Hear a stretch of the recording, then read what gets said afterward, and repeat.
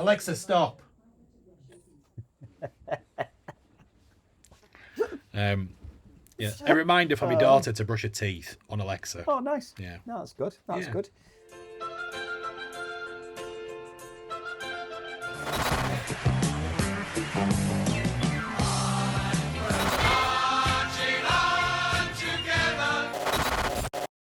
Welcome to Buckets and Bubbles. Hello. Hello. It's been a while. Yeah, it's been 8 minutes.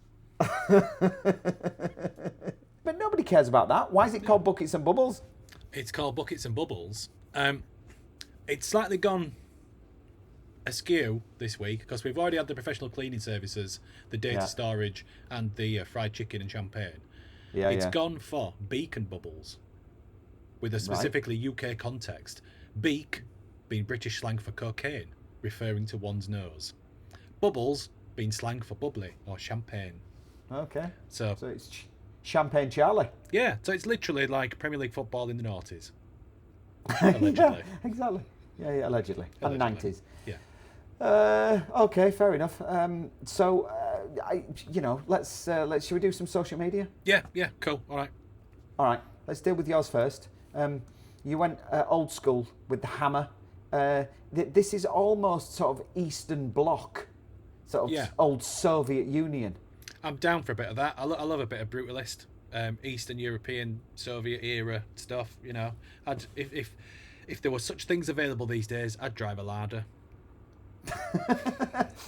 I'll tell you what it reminds me of. It reminds me of, one of those things that you see, when pubs get done up, but they sort of get done up quite badly. And you go into the toilet or whatever, and you get those things from TK Maxx that are like old, or prints of old signs, like old gas stations, but they're not old at all. It sort of reminds me of one of them.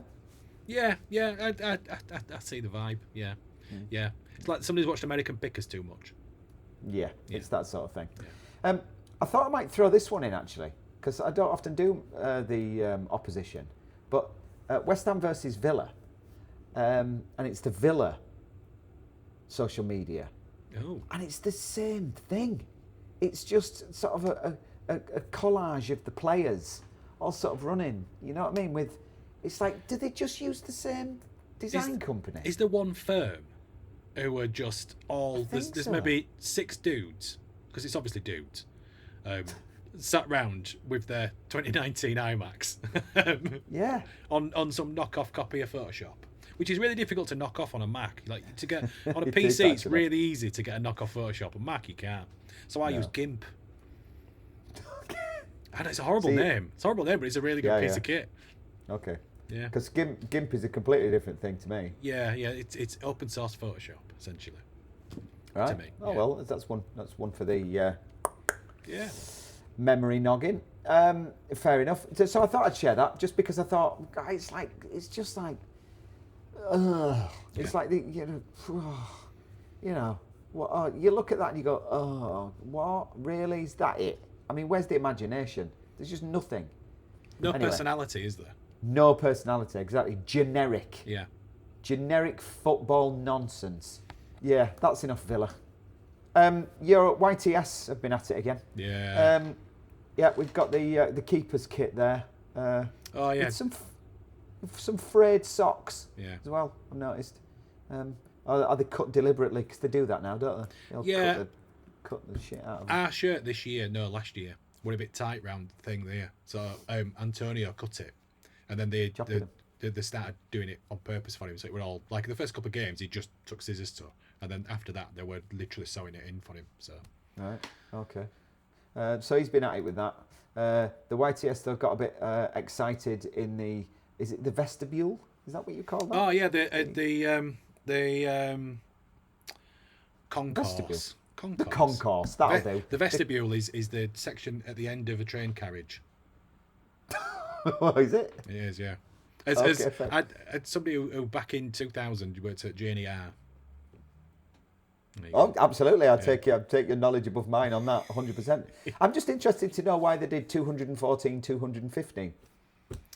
I'm not sure of the significance. My knowledge of the London Stadium isn't where it could be. Well, this particular photo has the disabled toilets and the ladies' toilets in there, along with a sign for the water point. So I don't know whether there's any significance in that. I don't know, but it's a nice picture. Yeah. There you go. We'll get onto the game in a minute, but obviously fastest goal so far in the Premier League. Yeah, Mateus Fernandes, who, if you hark back to last week, I heralded as being somebody who seems to have found his form, right team, right manager, right time, and that is somebody who I feel should a certain Brazilian leave our club. Mateus Fernandes is already here. We don't need to go out and find a replacement. We have one. We need to replace the bench, and we need to improve our bench. This is a conversation for later. But Mateus Fernandes, essentially. 29 seconds, West Ham versus Villa. Yeah. Mateus Fernandes. Yep. I think last week I said that Magassa, that goal, was my favourite of the season. It's on a par with that. Like, literally, sit down, legally turned on my game, watching it with, full permission and legality. Excellent. Well done. And nearly threw my Mac across the room because I was that excited. I was literally just like, ah! Never don't do that because yours is a new one. Billy Bond. Yeah, bless. This was our first home game. Proper. I think we did play at home the day that it was announced that it passed, but obviously there weren't enough time to put everything together. So I really loved what they did. The huge kind of banner, Bonzo lifting the FA Cup, like that iconic image. I loved the way that all the marketing that week kind of followed suit. The font, the typeface, the badge, even the old badge on all the marketing. I thought was really, like, it's a classy way. Like there's ways that you can celebrate like an absolute legend of not only West Ham but of the game, and I feel like that level of commitment to every detail and every part of the matchday experience to kind of just reflect, even if it was just the old badge or the old typeface or whatever, I just thought was really classy. And there was a nice little moment before, and some of his old teammates and that on the pitch saying a few nice words and that while everybody sung his song. Bringing on the number 4. Yeah, number 4. Yeah. There's calls for us to retire it, and I was a big fan of retiring Bobby Moore shirt when that happened, and I would never complain at anybody retiring the number 4 for Billy. I don't know. I'm not convinced by it, but yeah. No, it's good, and I liked the unveiling, the video of the unveiling of that. Is it a banner? I'm not sure what it is, but with him with the FA Cup, was it? Yeah, it's the FA Cup win. Yeah, I think that was the 70, the 75. Yeah, I think. Yeah, nice. Yeah. And just to show the typeface and the old badge, because I have seen the old badge before, but I couldn't remember it. But it's great, that old badge. It is, and it's the like with the one we have now, where it's just across hammers, is obviously the original badge, and then the inclusion of the bowling castle, I think, became quite iconic, and it's around this time where that really kind of cemented itself. So it's a shame that it's no longer part of the badge, but we're no longer in the area, so. Yeah, fair enough. Yeah, very nice, and that showed the happy picture of Bowen at half time, leading 2-1. We'll get to that in a bit. Yeah. All right, let's deal with Leeds. Leeds went. We've got Stack. Stack went full Minecraft. Little fella in the middle there with all the bees around him. Obviously, Brentford. Is that the only link though? Like Minecraft bees to Brentford? I think so. Yeah, like there's nothing in Minecraft which screams apart from there's bees in it. I think it's just because there's bees in it. And I think I've not seen the film, but I think did they play a prominent part in the film? The bees? I don't know. I don't know. No mushrooms as far as I can see. There are some red flowers on the ground, and I wonder whether you get mushrooms in Minecraft. You might not do. So the could flowers be an are opium significant. poppy. That's exactly. Well, there isn't a black dot in it, but no. It could be. Yeah. It could be. There's definitely drugs references. I reckon he's obviously off his face. Leeds went full Rafinha. Some Bamford in there. There are pictures from old sort of games. Tanaka and Calvert-Lewin are on the front looking onto a statue which should be made of Rafinha. I think it was the last time we won in London as well, that, to be honest, a couple of seasons ago under Jesse Marsh.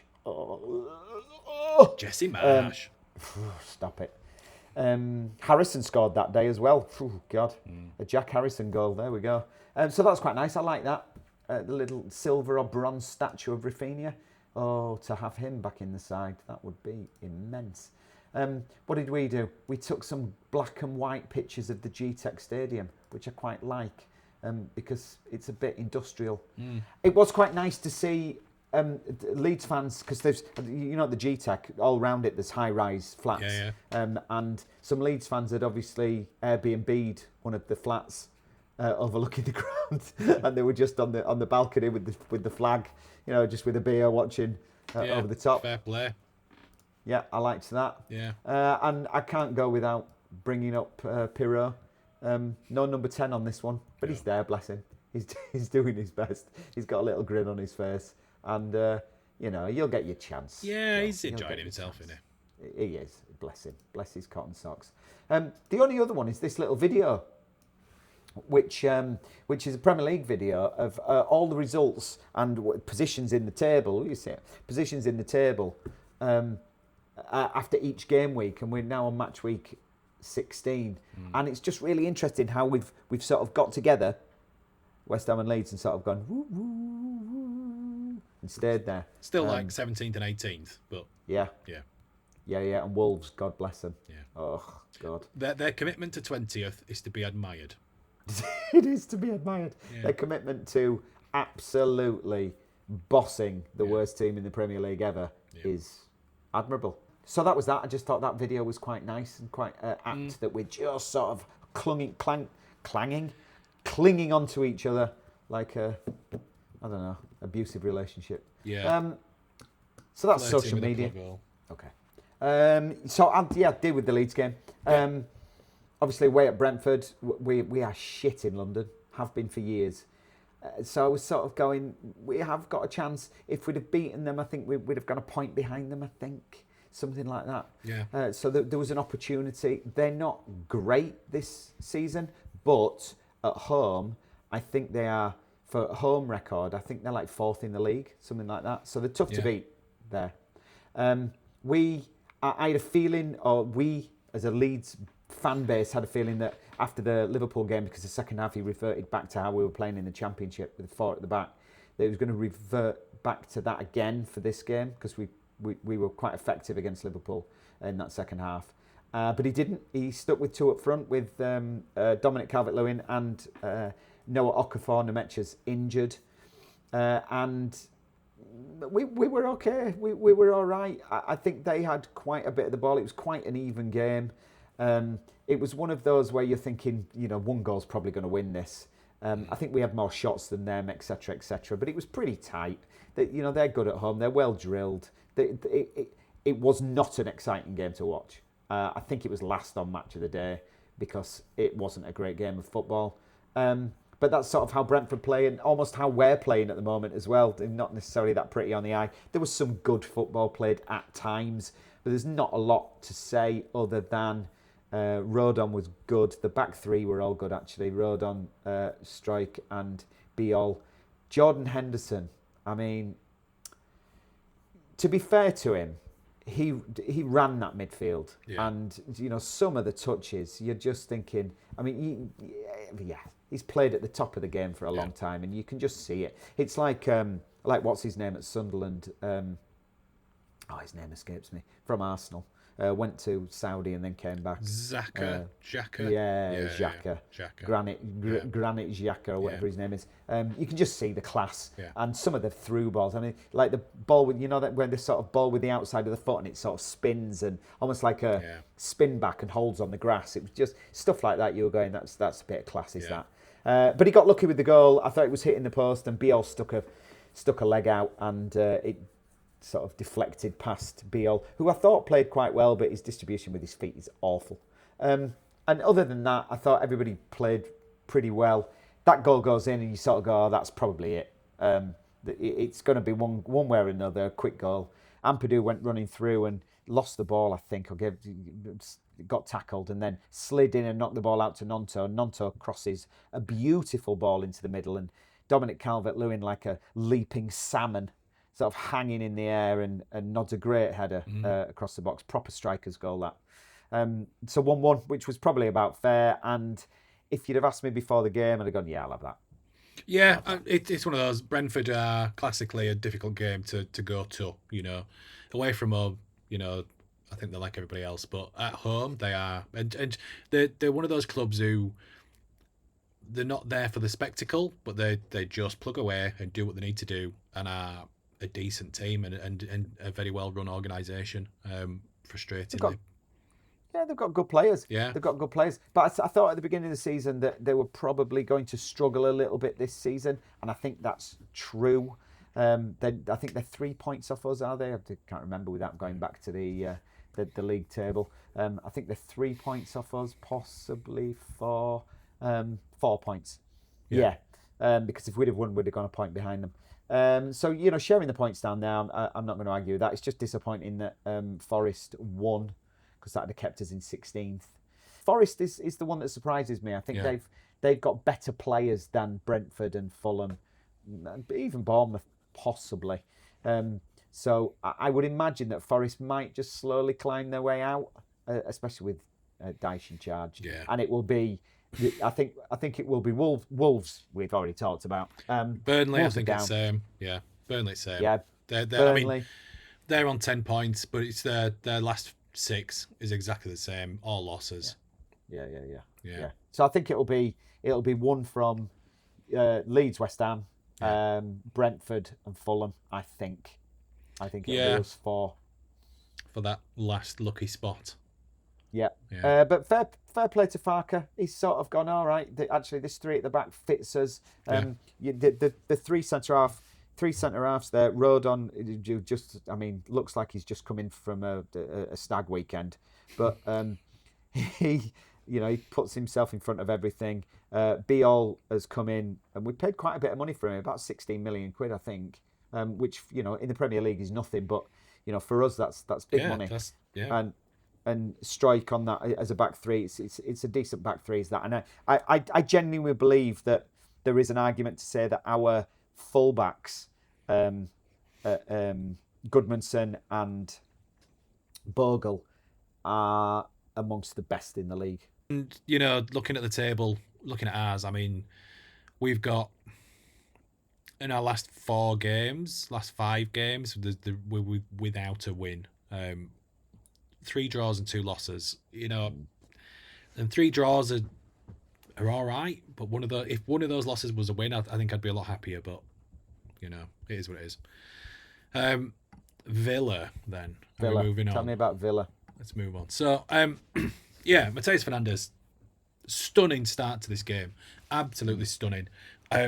My absolutely legal way of watching the game. As I said, just put the laptop out and it nearly went through a window because I was that excited. It was amazing. And I don't know what had happened. Maybe Sky Sports and Sky Television had decided to interrupt my game at around about 8-9 minutes because when it came back, when I was able to watch the game again, I was like, 1-1, how's it 1-1? And nobody was doing the replay, nobody was talking about it. It was just, I'm like, have they scored? What's going on? And then when I realised it was Mavropanos' own goal, I was like, yep, there's his one error for the game. There's his one error.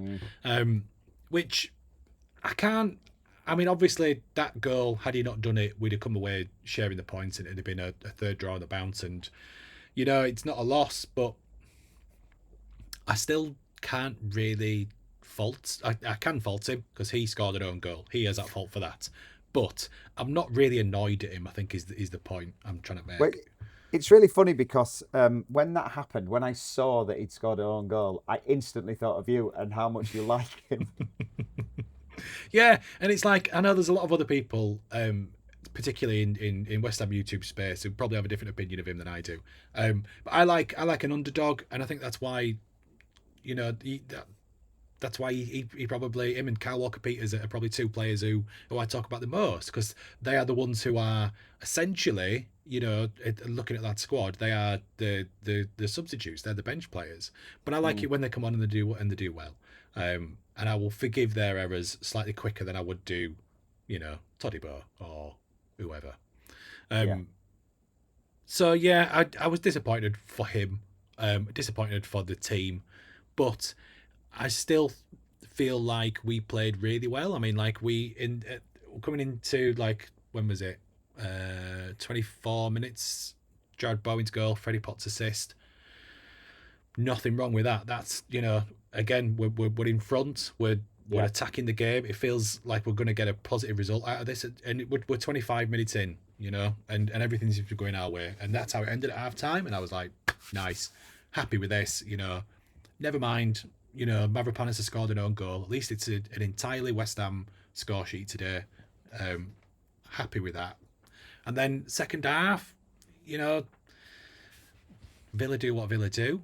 And he's one of those managers who will tinker in games and will make changes, and that's exactly what happened. And they really took the game to us and spun it absolutely on its head to the point where you're looking at 50 minutes. So this is within 5 minutes of the restart. We're at 2-2. I still felt like we had a lot to offer in the game. I felt like as we went through the game, we were still on the front foot for most of it, or at least for most of our plays, most of our possession. We were looking to attack.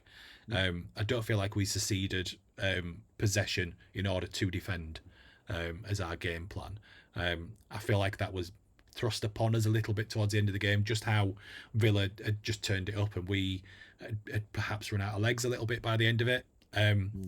That last goal stunk of that, of just capitulation, and was really frustrating. I'd have taken 2-2. I'd have taken a Desmond, absolutely. It's the thing that I think annoyed me most is Liverpool beat us at home the day that Billy Bond's death was announced. This was the home game to honour Billy Bonds, and we lost them both. And I just feel like that's. I know it's one of those. It's one of those things where you can't honestly expect a team to perform just because an old player's passed on. It's not the kind of the Hollywood of cinema games. Do you know what I mean? This isn't when Saturday comes. It's not about just digging deep and pulling through. It's a professional sport at a particular level, and there's lots of other factors into it. I feel like as a fan and just somebody who likes entertainment and likes the satisfaction of results, that bit slightly aggrieved me more than what it probably would do any other day. And you can understand that. Having said that, you're not the first and won't be the last team that Morgan Rogers spoils their weekend, because he is playing so well. Yeah, he's so good. Yeah, he is. That free, he scored 2 against us. It's a similar sort of thing. You go, just good player. Yeah, good player, good manager. And they're a good team. They're a good squad. They've had some dodgy results this year, but the third. Yeah. But the third, and the stats hold out. And what you were saying, you were in that game. Especially when we've talked before about shots on target and you not having them and not creating anything and all that sort of stuff. I mean, there were only 3 shots on target, but they only had 4.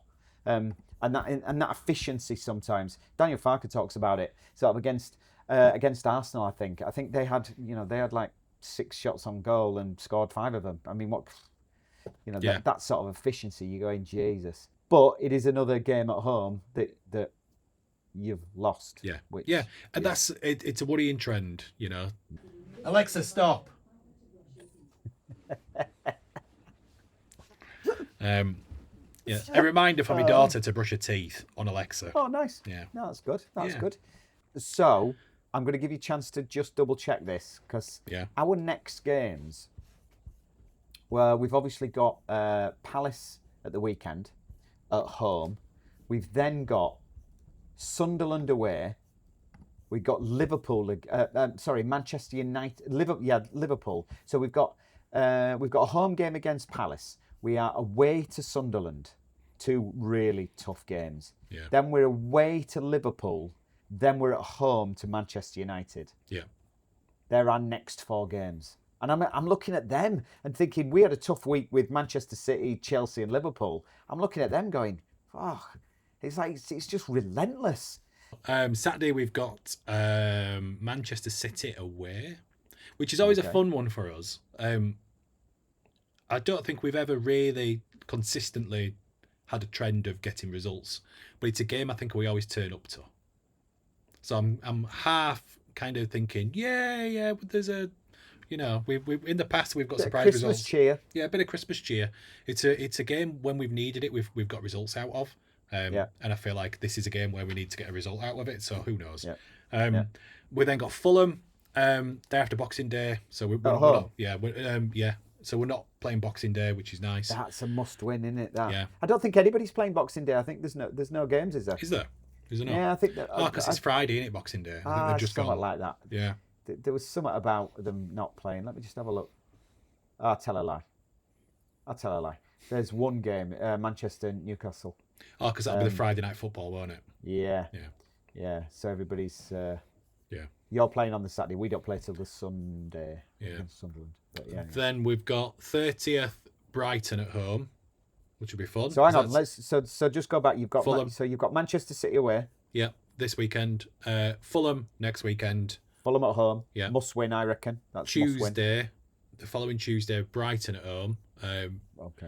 So that's a must win. Given our result last time, I don't really want to come away with a draw from that. A draw or a loss. That's a must win.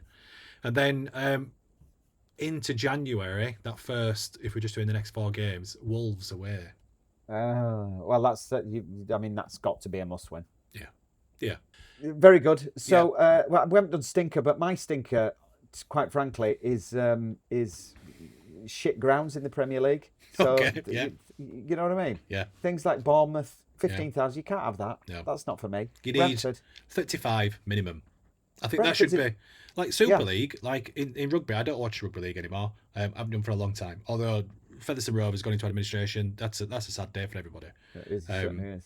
That's the team I used to go follow home and away when I was a kid. But in Super League, there's an absolute bare minimum standard of quality, and I know there is in the Premier League as well.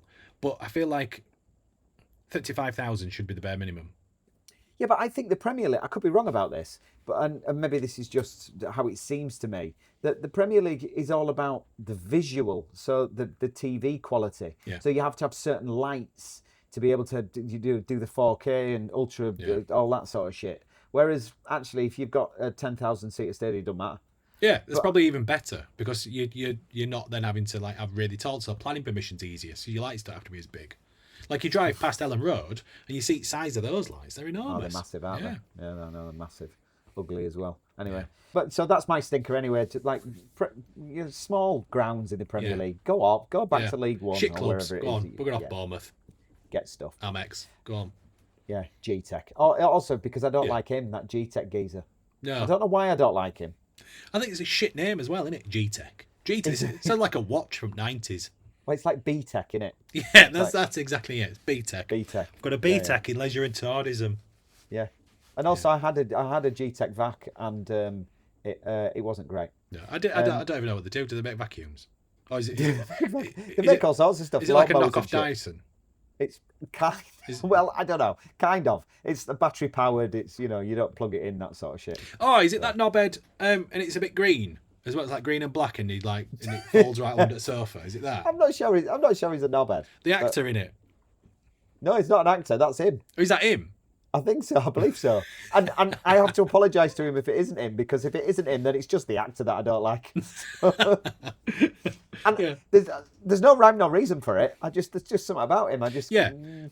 It's like why my sister don't like Ken. Is it Ken Dodd? No, Bill Oddie. My sister don't like Bill Oddie. He's not done it wrong to her. She just don't like him. She just don't like him. Yeah. It's fair enough. Look at somebody and go, nah.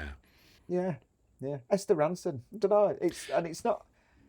I'm going to say, going back to the last episode, I mentioned that I used to work on trains. I used to work on trains, and I used to do first class, and it was the Leeds to London breakfast Pullman train. So there were always people who would occasionally there'd be celebrities. Esther Ranson was on one day. She's enormous. She's about 6'5", and hands like shovels. You know what I mean? Just grinding down her. Sat opposite Alan Bennett, right? This is how weird it is. Alan Bennett were on the same train. They were sat on this little pew together. She's like shoveling fried bacon into her face, and he's like got a little bit of toast. It was amazing. I love it. Yeah. Alan Bennett and Esther Ranson. Yeah. I got the train with Esther Ranson. Yeah. Oh, she had to sit next to me. She was eating bacon. It was a long journey. Yeah, all that stuff. Yeah. Fair enough. That's the clip, innit? Yeah, you doing like, Alan Bennett, yeah. It's like the beginning of an Alan Bennett play, isn't it? It is. Yeah. It is. Go on, I'll give you a minute. Oh shit, yeah. Give me a minute on why and how much you're going to get for Fernandes in January. I think Fernandes is going to be one of those players who I always really like. When Tim Steiden came to the club, we were always kind of sold this idea that we were going to find the stars before the big clubs, you know. So we were going to be the team who Barcelona buys their next big star off, and that was the model. Fernandes fits that model. He's somebody who we bought, and I feel like Southampton maybe thought they were the team as well who did this, but we were the team who bought that player before the big boys come in for him. And he's done himself a really good service. And I think Man United, if they come in with 50 million, I don't even know if I'd sell him for 50 million. I don't know. Do you think your board would sell him for 50 million? I think my board would sell him for 50 million. I think the board would sell him for 30. I think they'd be quite happily wipe the face with it. You know what I mean? And because they're bothered about is selling the club when it comes to it. And he's not a player. He's an Excel column with a profit or loss on it. Yeah. Yep. That's all it is. There we go. 1:07. Right. Nice. Very good. Okay. Pirro. So what's the selling price and who buys him? Well, okay. So I reckon they're going to try and offload him. I think this is happening. And I reckon they'll be going into Europe. They'll be going, the Bundesliga, or somewhere like that, or maybe France, and saying, I'm not sure he's quite, League. I'm not quite sure he's good enough for Serie A. But they'll be going there, I reckon. But also, I'm looking at Frank Lampard's Coventry. Yeah. I'm looking at Middlesbrough. I'm looking at somebody in the Championship who are just about thereabouts, and they're going, we might just need somebody just to tip us over the edge. And he is that player, 100%. He was the top goal scorer in the Championship last year. And I reckon if anybody came with anything 10 to 15 million, I think he's gone. Yeah, cool. Spot on a minute, just a couple of seconds under. Yeah, it's fair enough. Do you know what I mean? But also, for him, he needs to play football. What's the point in... What nationality is he? Who's his national team? Portuguese. Do you think he'd make the national team? That's a tough national team to get in. I know they're not right what they used to be, but I think the problem for him is that I'm not sure at the top level. I'm not sure where his position is, because he's not. He's just, especially in the Premier League, because we've talked about this before, haven't we? The Premier League now is it's much more physical. Yeah. It's much more, the bigger the better, the stronger. The long throws are back. There was an interesting thing on. I think it was like goal of the month for December in 1993, or it might have been even earlier than that. And every one of them was an absolute banger, like 40 yard. But two of them included a long throw. So that thing that we just haven't seen for ages, which is back in, and I just don't think Pirro fits that. He doesn't fit that profile. No. I think I think he probably would do well in Spain, to be honest. Where they're like that tricky little player that gets in between the lines, that sort of thing. But he's not quite skillful enough to be a number 10. He's not quite creative enough for that, and I don't think he's big enough to play up front in the Premier League. So that's his problem. Bless. Yeah, something like a Real Betis, something like that, maybe. Yeah, I could see that happening easily. And good luck to him. He's done well for us. Cracking. Well, I think that rounds it up for us, doesn't it? I think it probably does. Yeah. Any words that you're introducing us to on this podcast? Any words? Yeah. What was that thing about the confirmation bias where we see things? Yeah, it is completely gone out of my head. That was only about Pareidolia. Yeah. Okay. Not like that today. No. I'll have a think about that. Okay. I mean, I don't think too long about it. I want me to, Right, like and subscribe. Yeah, thanks for watching. 3 of you. Yeah. One day, we'll get regular. One day. And we'll have a proper release schedule. I'll tell you what I bumped into last night at because it was the press night of my, I'm saying mine, the Christmas show that I stepped into for my friend. Press night, Ruth Carney, director, who was, and I was talking to her afterwards, and Jimmy, who's the director, introduced me to her, and she said, yeah, no, we've met before, and she went, I just can't remember where. And I was like, you did the podcast? And she was like, oh, God, yeah, of course, yeah. But she's doing very well. She directed the last series of Brassic, the final series of Brassic. So nice person to know there. Yeah, anyway. Ruth Carney is one of those directors who you just like everything she does is just top tier. Like Waterloo Road, the reboot with that, Death in Paradise, always like the big time stuff. Yeah, good for her. I said to her about Death in Paradise. Actually, I said next time you're on that, just to be a body. I could do with the trip out there. Yeah. All expenses paid. Thank you very much. Yeah. Who's the detective there at the moment? Because it changes, doesn't it? I can't. Is it still what's his name from Ralph Little? Yeah, I think it might be Ralph. I mean, yeah. I spent 5 days being, poked at by Ralph Little as a corpse. Yeah, a friend of mine's just been filming for a couple of weeks out in just outside Benidorm. But yeah. Why not? Yeah, fair enough. That'd be nice. Cool. Be nice. All right. See you next time. Adios.